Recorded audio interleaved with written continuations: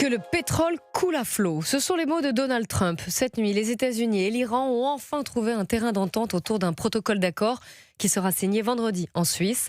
La libre circulation devrait donc reprendre, au moins temporairement, dans le détroit d'Ormuz.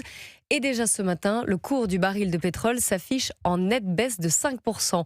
Barthélémy Philippe, reste à savoir si et quand cette baisse se répercutera à la pompe.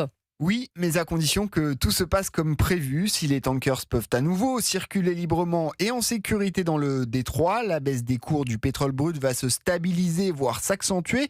Et les compagnies pétrolières s'approvisionneront à des prix plus raisonnables. En bout de chaîne, les distributeurs vont baisser le prix du litre dans les stations.